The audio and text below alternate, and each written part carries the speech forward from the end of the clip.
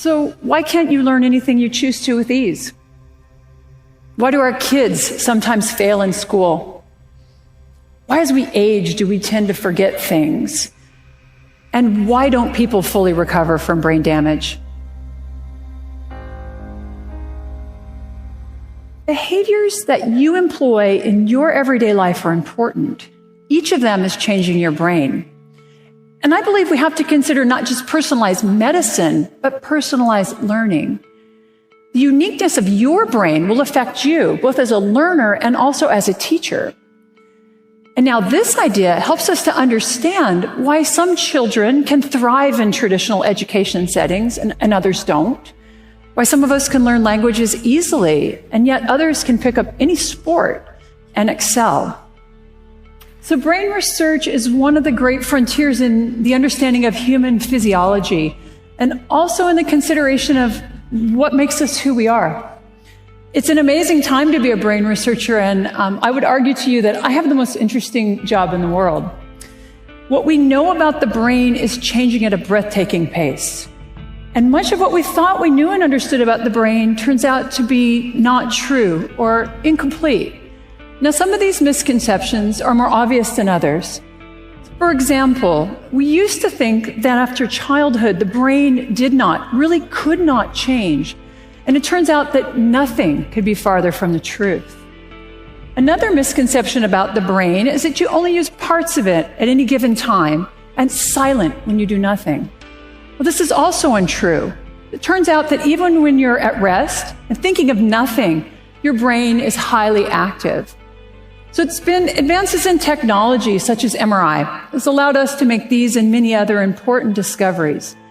And perhaps the most exciting, the most interesting and transformative of these discoveries is that every time you learn a new fact or skill, you change your brain.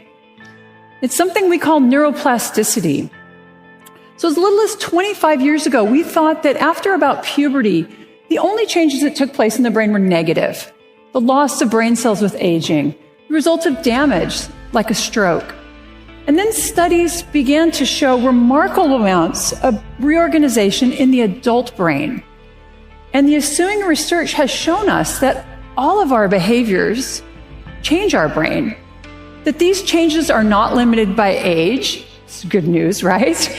And in fact, they're taking place all the time. And very importantly, brain reorganization helps to support recovery after you damage your brain. The key to each of these changes is neuroplasticity. So what does it look like? So your brain can change in three very basic ways to support learning. And the first is chemical. So your brain actually functions by transferring chemical signals between brain cells, what we call neurons, and these trigger a series of actions and reactions. So to support learning, your brain can increase the amount or the concentrations of these chemical signaling that's taking place between neurons. Now, because this kind of change can happen very rapidly, this supports short-term memory or the short-term improvement in the performance of a motor skill. The second way that the brain can change to support learning is by altering its structure. So during learning, the brain can change the connections between neurons. Now here, the physical structure of the brain is actually changing, so this takes a bit more time. These types of changes are related to long-term memory, the long-term improvement in a motor skill. Now, these processes, they interact, and let me give you an example of how. So we've all tried to learn a new motor skill, maybe playing the piano, maybe learning to juggle. And you've had the experience of getting better and better within a single session of practice and thinking, I've got it. And then maybe you've returned the next day and all those improvements from the day before, they're lost. What happened? Well, in the short term, your brain was able to increase the chemical signaling between your neurons. For some reason, those changes did not induce the structural change that are necessary to support long-term memory. Remember that long-term memories take time, and what you see in the short term does not reflect learning.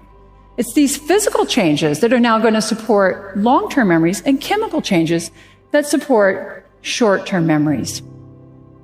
Structural changes also can lead to integrated networks of brain regions that function together to support learning. And they can also lead to certain brain regions that are important for very specific behaviors to change their structure or to enlarge. And so here's some examples of that. So people who read Braille, they have larger hand sensory areas in their brain than those of us who don't. Your dominant hand motor region, which is on the left side of your brain, if you're right-handed, is larger than the other side. And research shows that London taxi cab drivers who actually have to memorize a map of London to get their taxi cab license, they have larger brain regions devoted to spatial or mapping memories. Now, the last way that your brain can change to support learning is by altering its function. As you use a brain region, it becomes more and more excitable and easy to use again. And as your brain has these areas that increase their excitability, the brain shifts how and when they're activated. With learning, we see that whole networks of brain activity are shifting and changing. So neuroplasticity is supported by chemical, by structural, and by functional changes. And these are happening across the whole brain. They can occur in isolation from one another, but most often they take place in concert. Together, they support learning. And they're taking place all the time. So I've just told you really how awesomely neuroplastic your brain is. The problem is that the dose of behavior, the dose of practice that's required to learn new and relearn old motor skills, it's very large. And how to effectively deliver these large doses of practice is a very difficult problem. It's also a very expensive problem. So the approach that my research has taken is to develop therapies that prime or that prepare the brain to learn. And these have included brain stimulation, exercise, and robotics. But through my research, I've realized that a major limitation to the development of therapies that speed recovery from stroke is that patterns of neuroplasticity are highly variable from person to person. Now, as a researcher, variability used to drive me crazy. It makes it very difficult to use statistics to test your data and your ideas. And because of this, medical intervention studies are specifically designed to minimize variability. But in my research, it's becoming really clear that the most important, the most informative data that we collect is showing this variability. So by studying the brain after stroke, we've learned a lot, and I think these lessons are very valuable in other areas. So the first lesson is that the primary driver of change in your brain is your behavior. So there's no neuroplasticity drug you can take. Nothing is more effective than practice at helping you learn, and the bottom line is you have to do the work. And in fact, my research has shown that increased difficulty, increased struggle, if you will, during practice actually leads to both more learning and greater structural change in the brain. The problem here is that neuroplasticity can work both ways. It can be positive. You learn something new and you refined a motor skill. It also can be negative, though. You forgot something you once knew. You become addicted to drugs. Maybe you have chronic pain. So your brain is tremendously plastic, and it's being shaped both structurally and functionally by everything you do, but also by everything that you don't do. The second lesson we've learned about the brain is that there is no one-size-fits-all approach to learning. So there's no recipe for learning. Consider the popular belief that it takes 10,000 hours of practice to learn and to master a new motor skill. Now, I can assure you it is not quite that simple. For some of us, it's going to take a lot more practice, and for others, it may take far less. So the shaping of our plastic brains it's far too unique for there to be any single intervention that's going to work for all of us. And now this realization have forced us to consider something called personalized medicine. So this is the idea that to optimize outcomes, each individual requires their own intervention. And the idea actually comes from cancer treatments. And here it turns out that genetics are very important in matching certain types of chemotherapy with specific forms of cancer. My research is showing that this also applies to recovery from stroke. So there are certain characteristics of brain structure and function that we call biomarkers. And these biomarkers are proving to be very helpful in helping us to match specific therapies with individual patients. And the data from my lab suggests it's a combination of biomarkers that best predicts neuroplastic change and patterns of recovery after stroke. And that's not surprising given how complicated the human brain is. But I also think we can consider this concept much more broadly. Given the unique structure and function of each of our brains, what we've learned about neuroplasticity after stroke applies to everyone.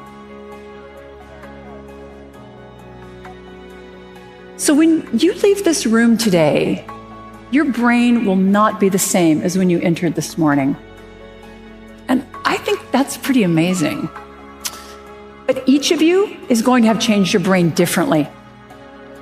Understanding these differences, these individual patterns, this variability and change, is going to enable the next great advance in neuroscience. It's going to allow us to develop new and more effective interventions and allow for matches between learners and teachers and patients and interventions. And this does not just apply to recovery from stroke. It applies to each of us as a parent, as a teacher, as a manager, and also, because you're at TEDx today, a lifelong learner.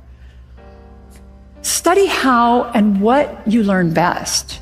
Repeat those behaviors that are healthy for your brain and break those behaviors and habits that are not. Practice.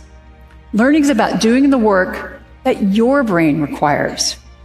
So the best strategies are going to vary between individuals. You know what? They're even going to vary within individuals. So for you, learning music may come very easily, but learning to snowboard, much harder. I hope that you leave today with a new appreciation of how magnificent your brain is. You and your plastic brain are constantly being shaped by the world around you. Understand that everything you do, everything you encounter, and everything you experience is changing your brain. And that can be for better, but it can also be for worse. So when you leave today, go out and build the brain you want.